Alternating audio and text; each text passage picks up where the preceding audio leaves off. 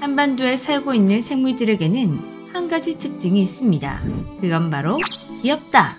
다른 나라 생물들보다 아기자기하고 깜찍한 모습을 하고 있다 보니 한국 토종 생물들을 보고 반해 해외에서 수입해가기도 하고 몰래 훔쳐가는 나라도 있었습니다. 그런데 한국 토종 생물의 귀여움에 속으면 안 된다고 하는데요. 귀엽다고 데려갔다가 크게 데인 나라들이 많기 때문이죠.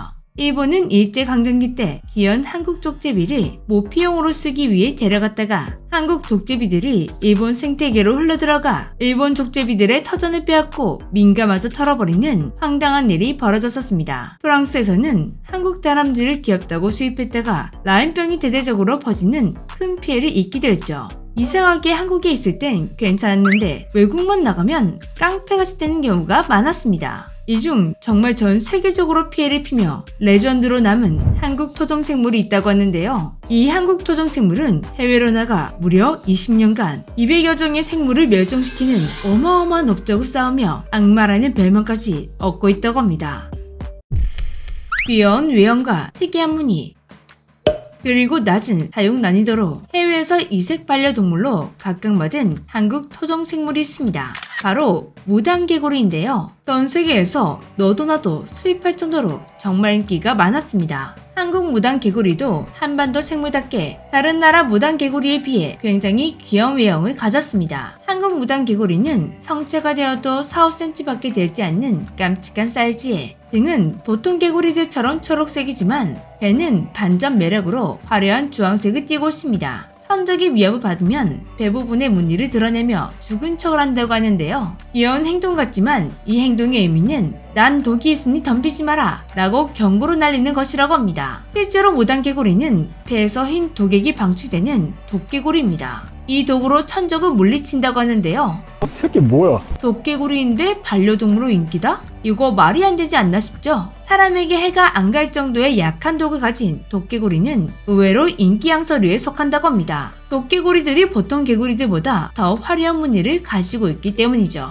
무단개구리도 인간에게는 크게 해가 가지 않는 독을 가졌다고 하는데요. 그리고 새끼 때부터 키우면 아예 독이 없는 상태로 키울 수 있다고 합니다. 무단개구리는 태어날 때부터 독개구리가 아니기 때문인데요. 다만 체내의 독을 저장할 수 있는 기능이 있어 거미, 지네, 벌, 개미 등 독을 가진 생물을 먹고 독을 저장해 독개구리로 성장하는 것이라고 합니다. 그리고 무단개구리는 보통 개구리와 울음소리도 다르다고 하는데요. 개구리 하면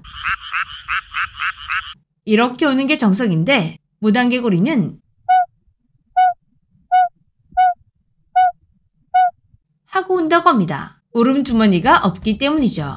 여기에 잘 키우면 수명도 20년 가까이 살 수 있다고 합니다. 이렇게 매력이 넘치는 개구리다 보니 전세계 양수류 매니아들이 홀렸던 것입니다. 그런데 귀여운 무단개구리는 해외 진출을 한 뒤 악마라는 무서운 별명을 얻게 되었다고 합니다. 1993년에 일어난 사건 때문이라고 하는데요. 1993년 호주에서 양서류들이 떼죽음 당하는 사건이 발생했습니다. 그리고 미국, 남미, 호주, 유럽 등에서도 비슷한 문제가 발생했죠. 전 세계 곳곳에서 양서류들을 떼죽음 당하자 이는 곧 심각한 사회적 문제로 떠오르게 되었습니다. 세계 각지의 양서류들의 죽음에는 한 가지 공통점이 있었는데요. 항아리 곰팡이가 발견되었다는 것입니다. 세계 각국에서 이 곰팡이에 대해 연구를 진행했고 충격적인 결과가 나오게 되었다고 합니다. 국제공동연구진은 국제학술지 사이언스에 20여 년간 200여 종 이상의 개구리를 멸종시킨 항아리 곰팡이병이 한국에서 처음 발생해 세계로 퍼져나갔음을 알아냈다고 발표했습니다. 22개국 38개의 연구기관이 참여한 국제공동연구진은 전 세계 각지의 항아리 곰팡이 시료 234개를 수집해 DNA 검사를 실시했고 분석 결과 한국 무단개구리에서 나온 항아리 곰팡이가 유전적 다양성이 높았다고 합니다. 이는 발원지가 한국이라는 의미라고 하는데요.